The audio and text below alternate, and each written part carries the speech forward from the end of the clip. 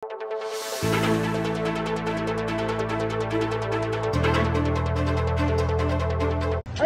ka mo! Ay, haliko. Negosyante! Haliko. Ako negosyante ko, Clark na. Saglit po, Hindi saglit. ka empleyado ka mo. Saglit po. Ay, pag-obra ka mo.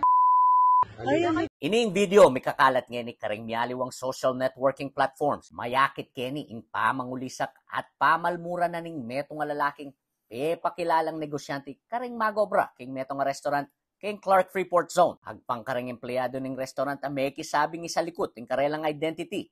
Milyaring insidente anyang December 13 ning milabas sa Banwa. Sabi ko, sir, bawal pong sindike ni pong kilob.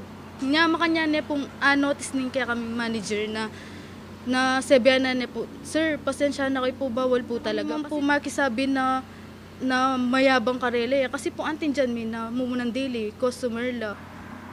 Yung sinabi na magkano yung bill mi 2.8 sir na po nitang waiter ko Tapos 2.8 sweldo mo yan makanyan.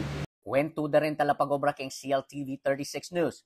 May takutan laking milyaring insidente at antila mo kanong menga damusak pa nga tao. Solid po na pangmamaliit tao po na sebyanan na ako po na mayabang ko. Naala na ako man pong gewa kaya. Piyak sabihin kayo po misa na beses na mo pong binawal kaya na bawal ya po mag-smoke kaya ng kilob. Alwa po yung traumang binyena kaya kami. Kaya kilob na yung aduang banwang pamagobra ko po kayang resto ngayon Ngayon kaya pa po may ka-encounter makantang customer. Samantala, pepalwal ning official statement in Clark Development Corporation o CDC. Dikil king milyaring yelling incident. Agpang king CDC. Patupad lang zero tolerance policy karing makanining behavior.